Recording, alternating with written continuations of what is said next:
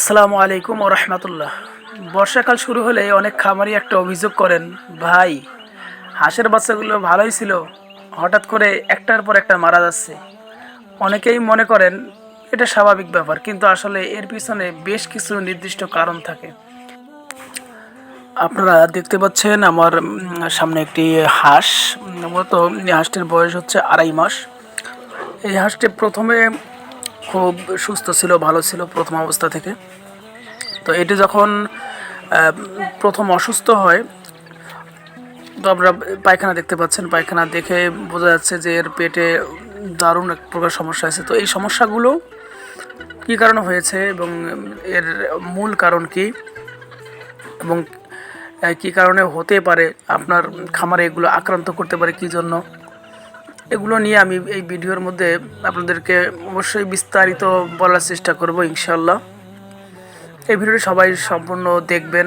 আশা করি যাদের এরকম অবস্থা আছে, হাঁসের অবস্থা আছে, অসুস্থ, চলতে পারে না, ফিরতে পারে না, হঠাৎ করে বাইরে থেকে এসে বাসায় আসার সঙ্গে সঙ্গে অসুস্থ হয়ে গেছে, তো তারা সেসব হাঁসের চিকিৎসা করে সে হাঁসকে অবশ্যই সুস্থতা দিতে পারবেন ইনশাআল্লাহ।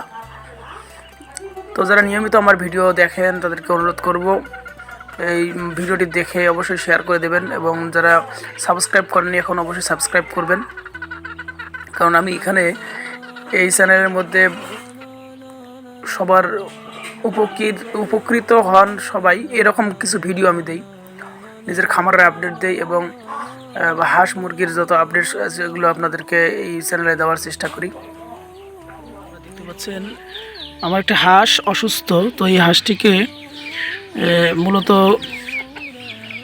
ডায়রিয়া ধরছে, অর্থাৎ পাতলা পায়খানা ধরছে।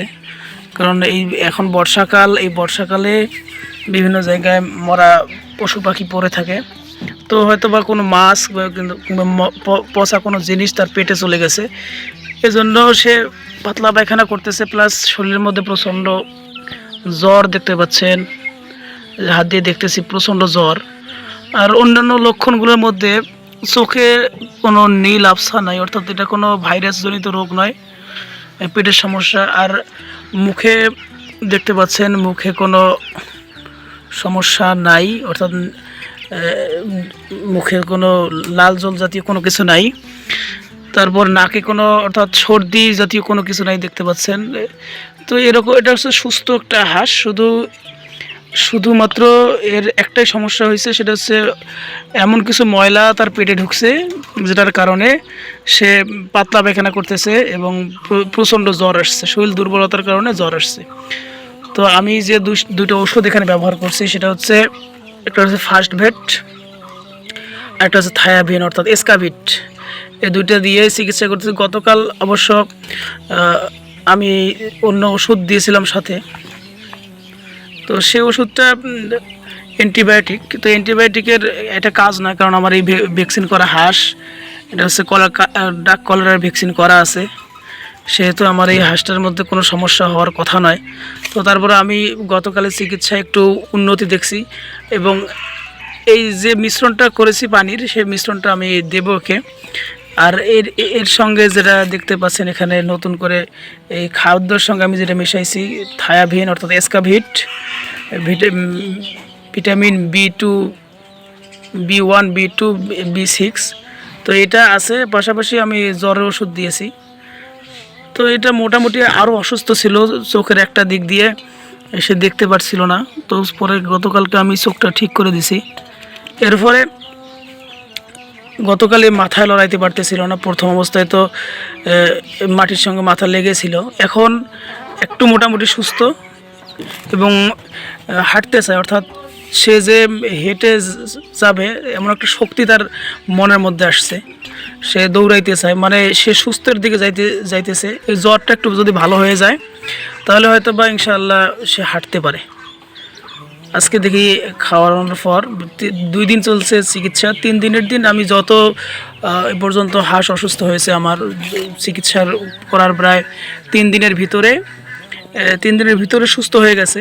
আর যারা 3 দিন বা 3 দিনের পরে 5 দিন 6 দিন এর ভিতরে ছিল, এগুলো অনেক সময় দেখা গেছে বেশি অসুস্থতার কারণে স্বাস্থ্য খারাপ হয়ে গেছে, তারপরে এগুলো মারা গেছে, এমন হয়ে গেছে।